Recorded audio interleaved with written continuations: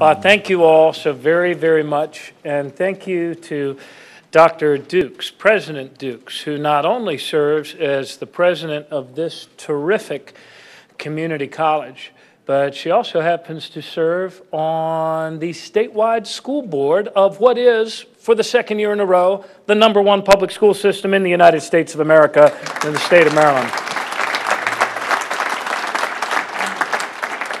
I want to say thank you to Dr. Dukes and for giving us the opportunity to pull all of you together here in gorgeous Prince George's County. We have a number of cabinet secretaries, Dr. Lyons from MHEC, Dr. Grasmick, Kathy Raggio, our Secretary of Disabilities, and many others, Christian Johansson, and our Secretary of Veterans Affairs. And we also have all of the men and women who head up our community colleges, where giving our people the skills to compete have been things that you have always been doing, and I want to thank you for your leadership. This is a dynamic campus, isn't it? I mean, I've never been here before to see the snow-capped mountains of Prince George's Community College, but I was here before when we announced the new Health Studies building. And I know that the Lieutenant Governor, who once served on the board here at Prince George's Community College, was here when we cut the ribbon on this beautiful building for advanced technology. And two areas where we definitely have competitive strengths as a state. Even in difficult times, we've chosen to invest $33.4 million in capital projects at this institution alone, which is an increase of $10 million more than our state did here in the prior 4 years. So I want to thank you, Dr. Dukes, for your leadership, and really by extension for your leadership of all your organizations.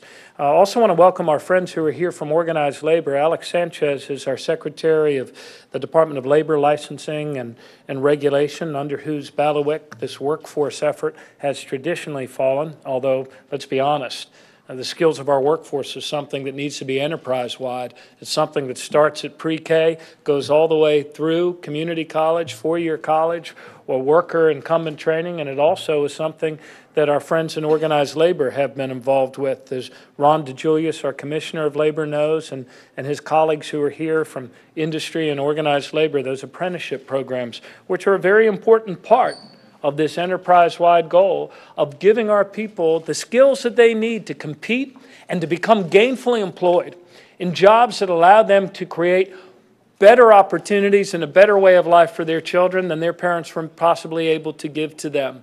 The truth of the matter is there are jobs available in Maryland that are not all PhDs. Many of them fall into that middle skills range.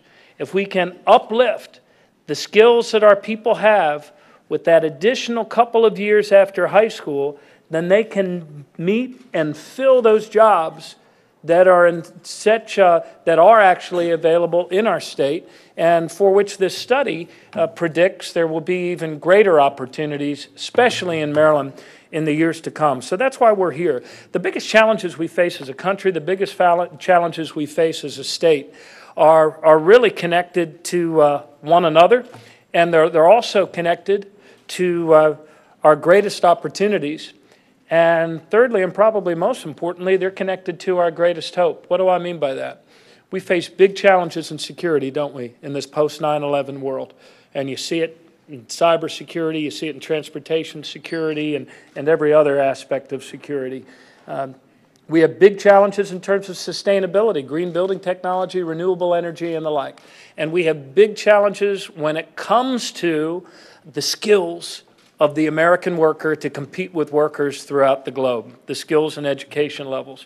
For all of those challenges, though, the flip side of that is that if we're the first state to figure out how to do this, the opportunities come to us many, many times over for the amount of effort we put into it. The return to not only ourselves but to our children is so very great. The potential is great, which feeds, and they're all related to one another. They're all connected to the opportunities, and they're also all connected to, I think, the greatest hope that we have as Americans, and that is the hope through our own choices and good work to be able to give our children a better way of life than our parents gave to us. great anxiety throughout our country that we might be the first generation of Americans not to be able to do that. Well, I believe that we can do that. And I believe that we have all the strengths we need to do that here in our state. It requires a focus, especially in these times, on that greatest of all measurements, greatest of all outputs, and that is jobs. Jobs, jobs, jobs. We're here to talk about the connection between the jobs that we need and the skills that our people need to have in order to fill those jobs. There is no government program that is as effective as a job for a family to be able to give their own children that better future. Jobs and skills, along with home ownership, are the building blocks to a stronger, growing, more diverse, and more upwardly mobile middle class. It's how we expand opportunity to greater numbers of our people and get our people back to work as we come out of this recession, moving from recovery into a new era of prosperity.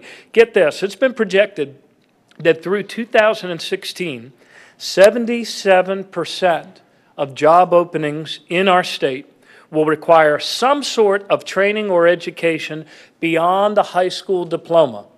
Now, that's a different world than the world that our parents found themselves emerging into when they oftentimes went into the workforce after high school. So 77% of jobs will require some training beyond a high school diploma. And 4 in 10 of all openings will be for those so-called middle-skilled jobs, jobs which require education and training that fall somewhere between high school and the 4-year college. And it is that void, that opportunity, that our community colleges are so able to fill in partnership with all of the rest of us if we can collaborate, if we can align, if we can all work together in one giant enterprise here. It's not that giant, we're a small state, in one shared enterprise, better word, to achieve our goals, to get the graph moving in the right direction, to cross that gap between the skills that our people currently have and the skills they need in order to compete and make us a powerhouse economy as one state among 50. And our focus is really twofold.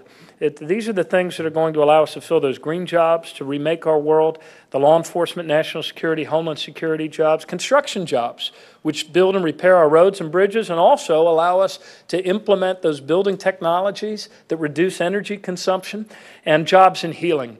Our focus is twofold, one of which you've heard a lot about. We are the only state in America over these last 4 years to go not 1, not 2, not 3, but 4 years in a row without 1 penny's increase in college tuition for kids going in-state here to schools in the University of Maryland. Now, why'd we do that? Was it to earn a pat on the back? Was it because we have children who are college age? No, it was not for that. It's because the more of our people that can go to college, the higher their average earning level, the better our economy, the better able we are to compete to attract the employers that want to come to Maryland because we offer, Christian, that greatest and most important of all assets and innovation, which is a highly skilled workforce. So that's the number, that's one aspect of this. But the second one is the reason we're here today. We want to raise the bar on skills training so that every Marylander will have access to at least 2 years of education or training past high school.